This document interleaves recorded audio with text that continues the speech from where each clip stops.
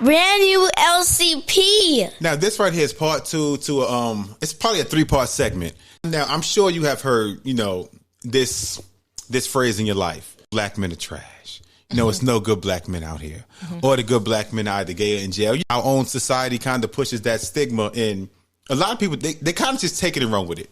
So before I even get into like some of the clips and some of the videos and some of the conversation, like what is your belief about that? The stigma that black men are trash. You know how they say black men ain't. Like, that's just what people believe. So like, be honest.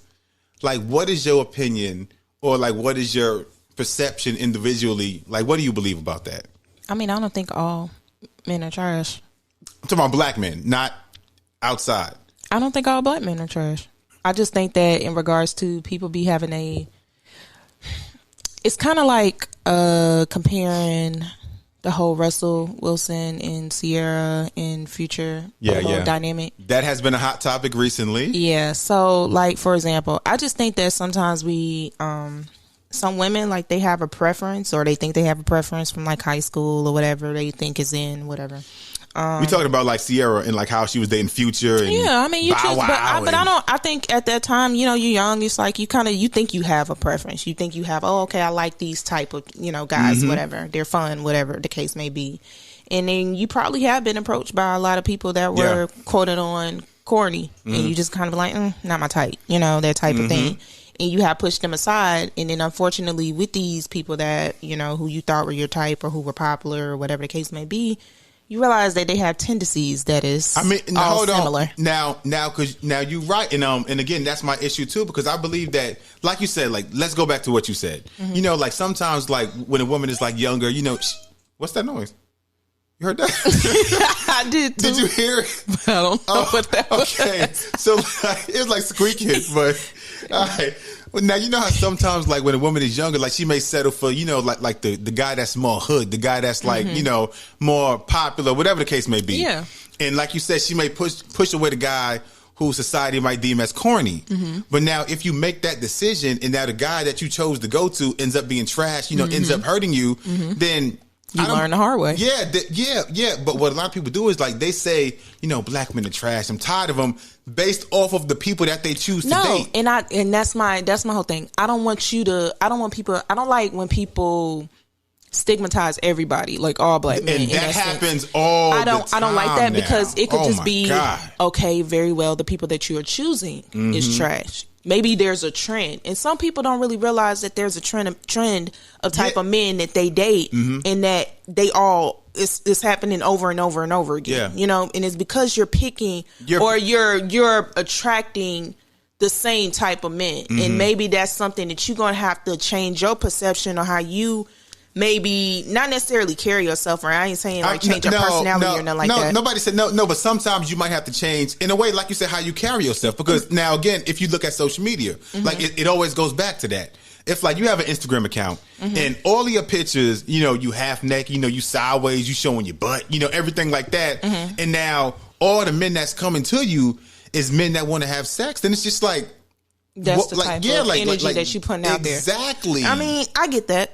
But what I'm saying is, in regards to, like, I always feel like as women, and that's not to say, because there's trash women too in that sense. On both sexes. It's not so biased. I just feel like for anybody, man or woman or whatever, you have to, if you realize that you're on your fourth relationship, and I'm not talking about your fourth relationship starting from when you were in kindergarten. That is not what I'm talking about. I'm not talking, that don't even count to me. Like high school, like that's like your little puppy love. Yeah, but I'm talking about in like your 20s and 30s, like when you're grown and you're on your fourth relationship, and all of them have resulted in the same exact thing. That is something where you have to stop and look at, okay, what am I doing? You got to look in that mirror at yourself sometimes. I keep having these same type of interactions with these people. And so, but is that what people do, or do they shift blame? They shift blame, and then they jump to the next relationship, and they don't never pick up on the fact that it could be and them. That right there is the issue, because look, like people, like they have a hard time, holding themselves accountable for like their actions. Yeah, and then what people do is they go on social media, they blame. They post all these memes, if a real man, like, I'm just like, bro, come on, I mean, man. and that's true. And I know that because I've seen people do it personally. It's damaging. Like, you know what I mean? It's damaging personally for that person. But I just feel like in regards to, is all men trash? Is all black men trash? No, not at all. I just feel like in regards to that, like I say, with the whole Russell Wilson and Sierra situation, I think she honestly took the time out. Yeah, looked at who she was, looked at who she was as a woman at this stage of her life, what she wanted, because at that point you have a child, so your whole mindset changes. How many kids she got? She just had, before she had Russell, before she got with Russell. It was just one. She had one with him, yeah. Okay, so just one. And so it was one of them things I think that sometimes some people, it takes different scenarios to kind of reach your lowest point or to really self-reflect. And I think for her, she sat down and self-reflect like, bro, I do not want to attract the same type guy of men. Over and over. I need to go outside of my comfort zone or go outside of the people who I normally would date. Yeah. And give fair chance, like go in with clean slate. She prayed about it, whatever the case may have been for her. And that's when she attracted someone like Russell to come someone into who's the picture. grown, more mature, somebody, had a whole different mindset. And who knows what he wants. Now, we seen how he was before, and I guess, people was talking about like the way he dressed and stuff. Yeah, but to me, as a grown man, like, like speaking about Russell Wilson, he's a grown man, talented, making millions of dollars. I don't care how he dressed. It don't matter. Like, but like I said, some people are attracted to certain things. You're right, some but people that goes back to society too, in black culture, and how they just think you have to dress a certain kind of way when you get money, but you don't. But okay, yeah. But what I'm saying is that that's where a lot of times that whole how you dress, how you carry yourself type of thing for guys, for black men in a sense, people do like women. They'll be like. He's corny. He's lame. Look at shoes he got on, or look how he put his whole outfit together. And that doesn't necessarily mean there's nothing wrong with people having preference on men that can dress. There's nothing wrong with that. But I'm just saying. Hold on. But on the flip side, if a man has a preference too on how a woman dresses, it should not be the same thing. He should not be called a narcissist, because every time a man got a preference, all these other big words come out. And it's a double standard with that. I mean, it's a double standard. But I'm just saying is that if a person has a certain controlling, look, I'm just. I know, but I'm just saying if a person has a certain look that they like or attracted to or whatever, I mean, based on how he's been dressing, you could tell that she's been, in his ear about his wardrobe. And but they have that type of relationship to where he's like, you know what? I love you. I trust you. I don't care what you want me to put on, and build up his whole confidence or that style. But like I said, I think that's where that whole men are trash thing come from, where it's just like you attract, and she leveled up to a sense of, I mean, now hold on, now, because you wasn't on last episode, but something I spoke about was the fact that, the first time I heard that, I was like 6 years old. Like, men are trash? No, black men. Like, ooh, that's it. And that's what I'm talking about. And like, people always like for example, if there's like a young girl, and she's 6 years old, she constantly hears, your hair's ugly, your skin is ugly, and like that has a long lasting impact on you as you get older, as you become a teenager, a young adult, and that can play a part in self hatred or you doing things to kind of damage, growing as a person. Yeah. But when young black boys, young black kids, young black teenagers, when they constantly got to hear, black men are trash, black men are, because we hear that from our parents, from our cousins, like when family comes over. So like, why do people always overlook the damages or like the negative impact that hearing those things can have on young black men? Because they always avoid that. That's a good point. Like I said, I was 6 years old. It was me, my brother, my cousin Chris, and my cousin George. We in there playing Sega. It was my mama, my cousin. They all out there talking. Women out there talking. Like the house wasn't that big. So we in the room playing Sega. They out there just talking and venting. I'm 6 years old. My brother 8. It's common. How, like, for example, you might have a single mom and she may talk down on the child's baby daddy in front of them. Right. And I don't like that. And those things have negative impact on black men as they age. But people, they never talk about that. It's always about, when the girl is younger and I'm like, we hear things too. Yeah. But that's never taken into consideration ever.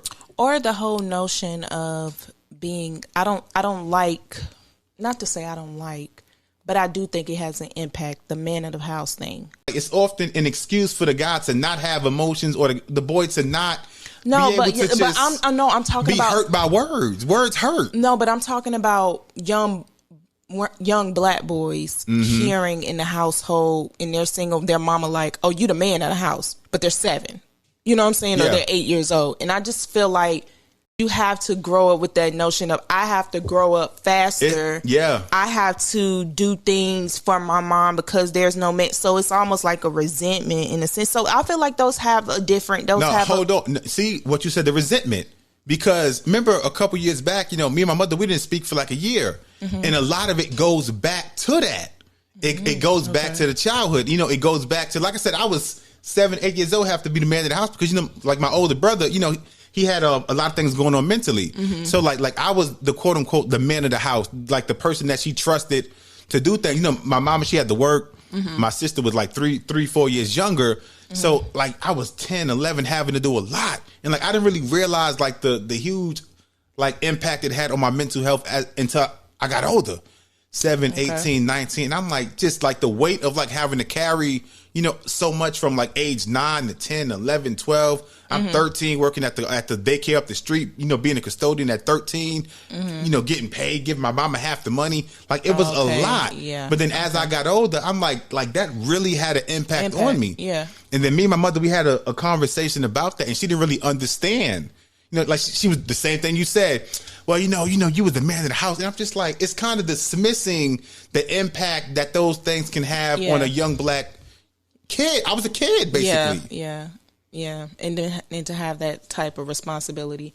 It's unfortunate in our community that a lot of us have to grow up a little bit faster. And that's why now it's the big thing now, with mental health. Because like I said, even when with self-care days at work, self-care days do not only apply to women. They don't. Shit, I didn't even know you could. No, they have those. They have now.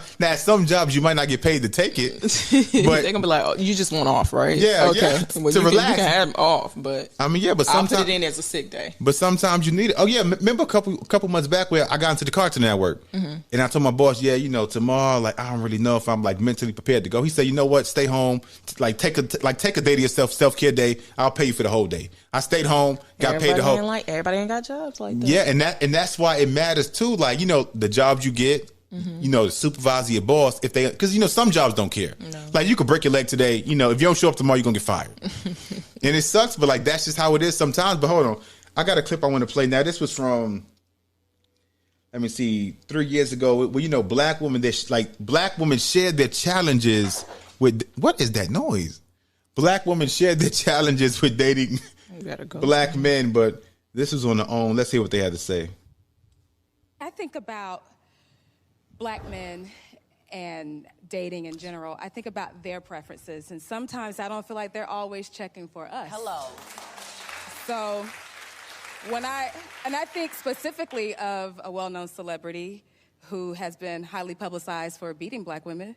But when I think about what his recent comments were about the hair of black women and who he would date based on her hair texture, it infuriated me thinking that, well, that one, who is a role model for a lot of black men, is not checking for us. He's making it seem like there's something wrong with having the one B. But do you realize you said that one?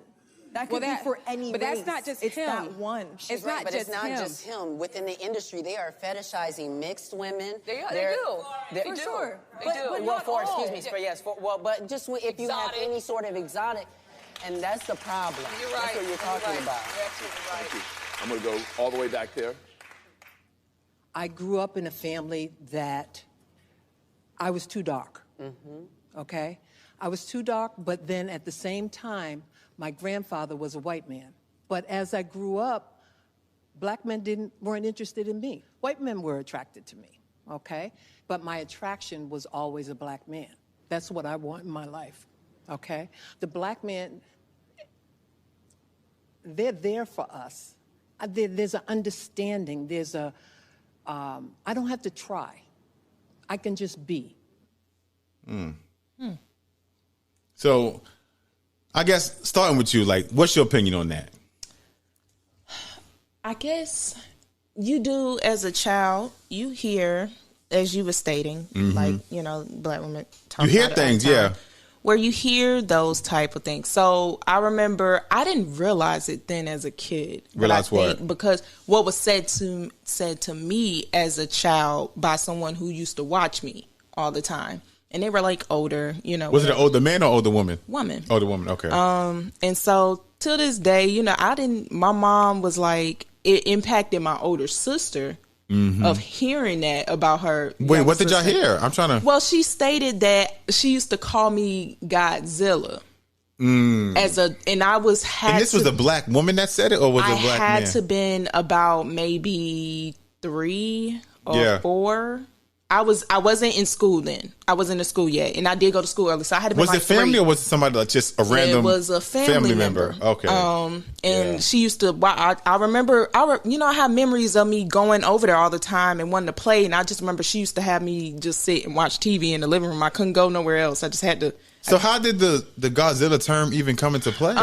So come to find out, there was my other cousins who were older who I used to want to play with. They were boys though, so I understood her not wanting me to just run off with them and everything. Yeah, that makes sense. But one was fairly light and one was dark skinned.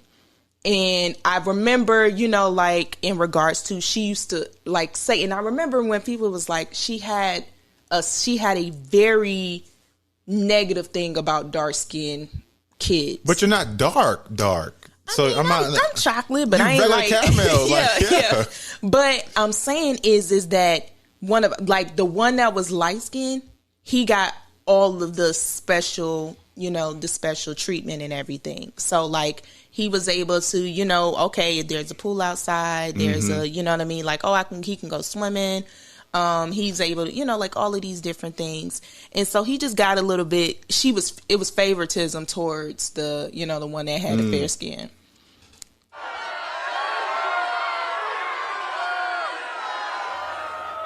And so like, it was something where it was like, I didn't realize that then, but like I say, my sister who was older, she used to be like, that really did bother her. Cause she was like, I thought you was a cute, you know, she was like, I'm a kid and I thought you was cute thinking. She was like Godzilla. And then come to find out my mom, she was like, if I would have known she was saying, cause my mom didn't know. Yeah. And so I just think that, like, yeah, you hear those type of things. I used to hear growing up, and okay, that matters, especially when you're a child. Like things like that matters. Like, luckily, at that time I didn't understand. But as you get older, but when you look back, you like, dang, that is kind of messed up. Exactly, and like you said, like the fact that you heard that at such a young age, and it's something that you still remember now. Yeah. So that means it mattered. And so it does. And so that's what I'm saying. Like things that you do hear, like I mean, you used to hear as a kid. You know, your hair nappy. Yeah. So you wanted to get it pressed. As soon as you ain't want to hear a little bitty afro. No, you got to get it pressed. Even growing up, like I had like so much like self-doubt or just always questioning myself in general because of hearing things like that. Right. Especially me growing up with no father in the house. You know how they say it's hard to be a man sometimes when you don't have a dad. So like you kind of gotta try to figure it out on your own. Or pieces of men that so you gotta make meet and stuff. Yeah. But I had no men in my life. Oh. It was my mother and my grandma. You had no coach or nothing? No, a coach in high school, soccer and football coach, but this is like you don't see them 24/7. I mean, sometimes they can make a very, very big impact on people. I mean, my soccer coach, but you know, so like I had to learn so much on my own, you know, through trial and error. And that, you know, like that's often common, especially in, you know, black neighborhoods that we're single moms.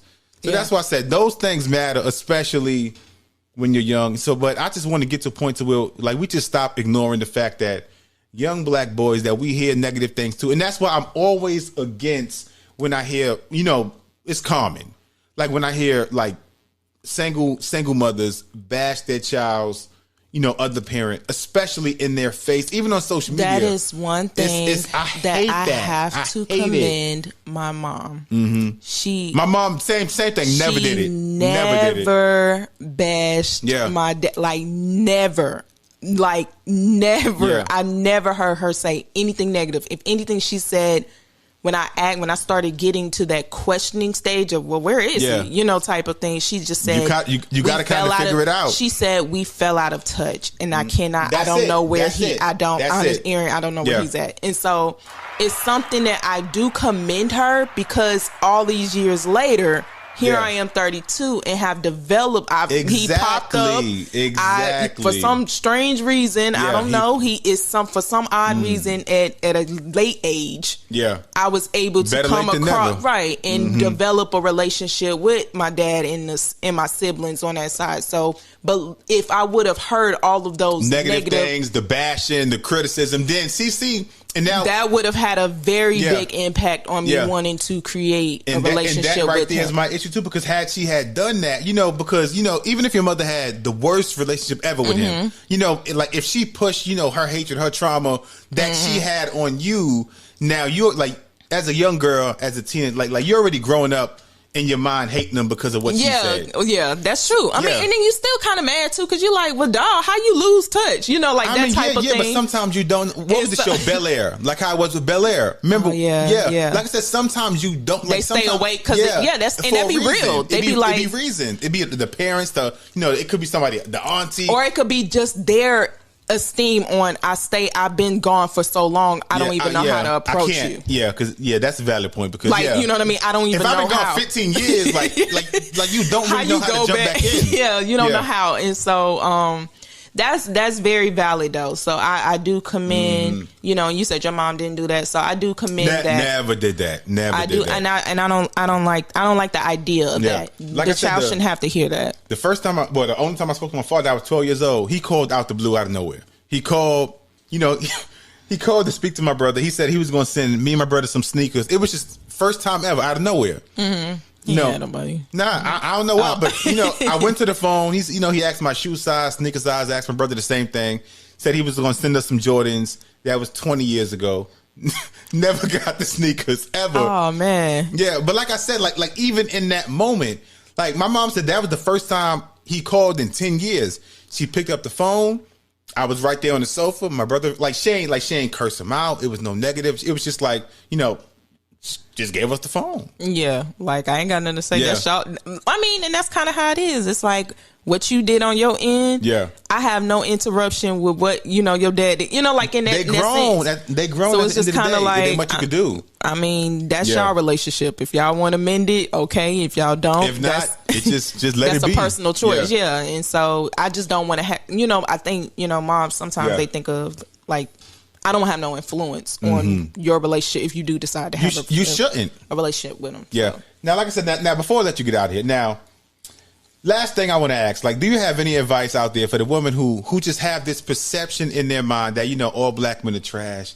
It's no good black men laugh. I mean, I'm not against interracial dating. To me, if that's what you prefer, white, Asian, Japanese, it don't matter to me. Mm-hmm. You get one life, you could date whoever you want to date. Mm-hmm. But what advice do you have for the women who have this idea, this stigma that if I go get a black man, it's not going to end up well? No, I think that you should concentrate on you.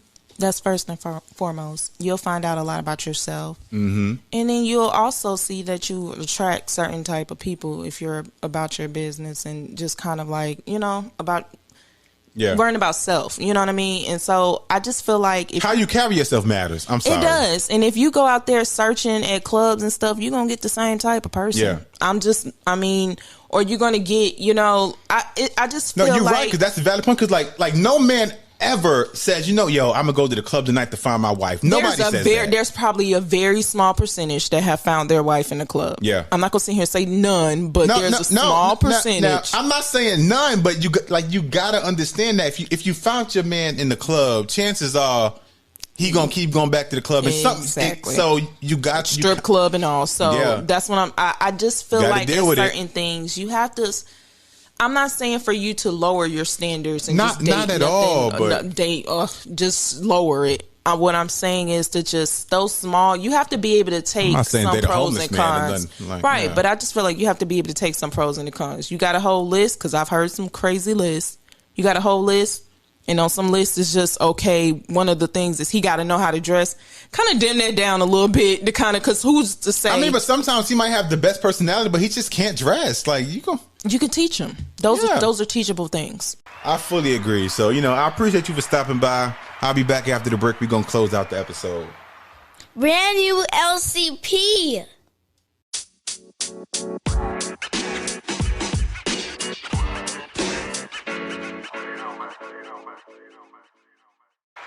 Yeah. Welcome back to the LCP, that Lunchroom Chatter podcast. Now, I told you guys, man, I was going to be back to close out the episode. Now, like I said, man, I wanted to get Queen E on because I wanted to have a female's opinion on the whole black men ain't shit perspective, because it's easy to say it, and it's also easy to talk about it from a male's point of view. So I wanted to have a female on here to give her opinion as well. So that way, you know, it was kind of understood from both sides. And, you know, along with me explaining myself, I also got to hear a female's perspective. Now, also, before I get out of here, man, now a couple of you guys hit me up and say, yo, John, over the past month or so, you know, I'm missing episodes.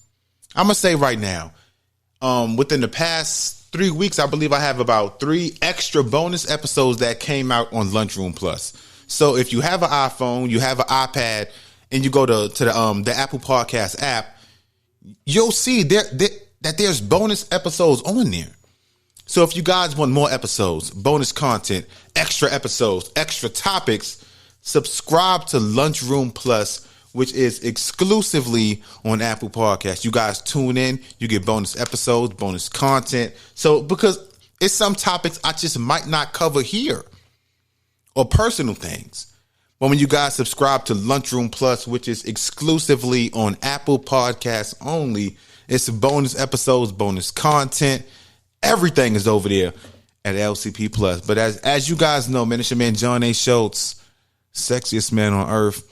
We'll be back, part 3, man. The last part of the Black Men Ain't Shit series is on the way soon. Like I said, I hope that by me having this series and by me being able to be open and express myself in regards to everything that black men go through as well, that it gives some of you ladies a better perspective and also hopefully help you understand your man better. Again, I'm not making excuses for men, but I also want to talk about our trauma the same way you guys are allowed to talk about your trauma.